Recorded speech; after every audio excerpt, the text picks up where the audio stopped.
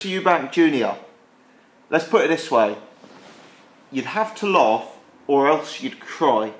So we all know the fuss Chris Eubank Jr. made first time round. We know the demands he made. We know the renegotiations. This is ancient history. We remember the times he didn't turn up to the press conference. You know, there was uncertainty as to whether the guy would even weigh in. I had thought the table had changed.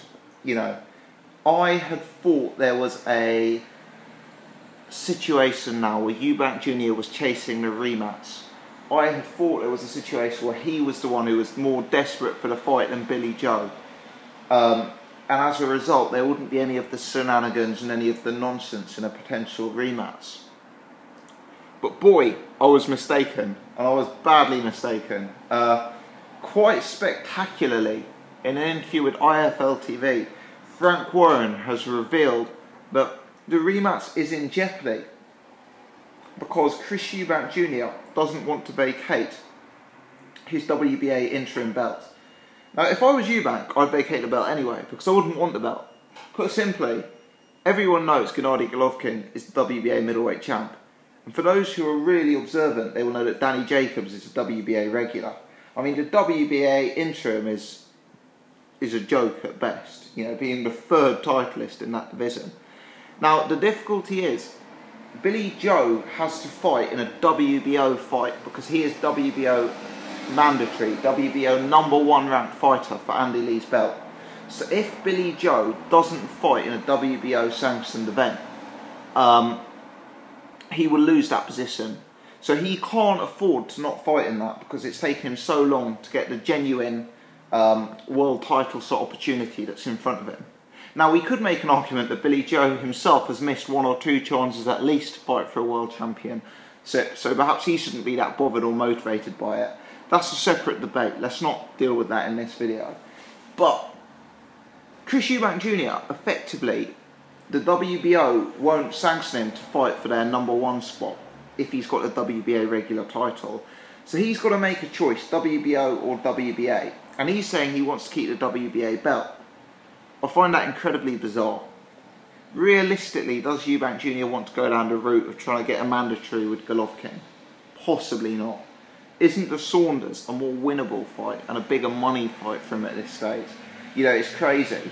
Surely he can understand that, you know, surely he can understand that he can't expect Billy Joe, who beat him in the first fight, to give up his WBO spot.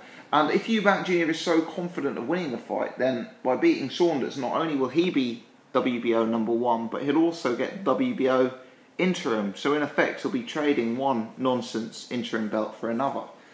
Anyway, I could go on and on about the situation and the different belts and the different rules. That's boring. The fact of the matter is, Eubank Jr. is being pedantic, and this fight isn't taking place as of yet. It's not fully agreed. Is he just throwing that out as an objection so maybe he can ask for a few extra grand?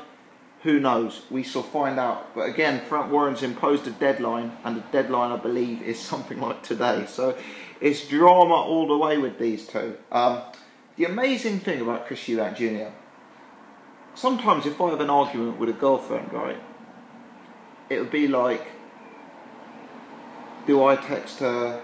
Does she text me? How long do you leave it? And often I'm weak. Often, if it's I'll be the one to break first. Now the thing with Chris Eubank Jr. is, if I was in his position, I'd be so nervous of losing the rematch that I so desperately want and need, that I would be inclined to vacate belts, give up fees, you know, negotiate downwards. I just want to get that in. But Eubank Jr. really seems to know his own value, and he is playing with fire here, because the difficulty for him is, if he loses this rematch with Saunders, I actually think it's more detrimental to Eubank Jr. than Saunders, because Saunders still has a big fight next up in Andy Lee, whereas Eubank, it's unclear where the big fight is coming from him if he loses this Saunders rematch. So I can't understand the messing around. I understand this fight was due to be formally announced tomorrow, but it's not fully signed, not fully agreed, and it's unlikely Frank Warren will announce it without it being signed, given the drama and given the bizarre circumstances that that happened last time round. We shall see. Very, very interesting.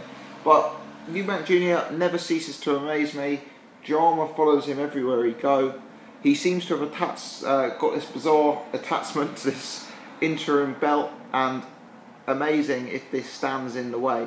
I mean, the one thing I would say is quite funny is Frank Warren obviously was made quite a big thing about Eubank winning this interim belt when he won it, and he's now coming back to regret that, because he's probably advising Eubank to, oh, you know, give up the belt, it means nothing, it's the third belt in the division. But he wasn't saying that before when he was billing you know, Chudinov versus Eubank as a big interim world title fight.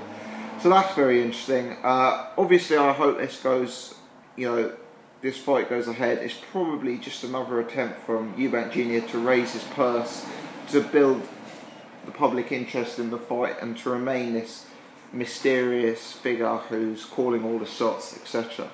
Let me know your thoughts. As always, keen to discuss. Maybe another video coming from me tomorrow if there's an announcement either way on this fight. Thanks for watching.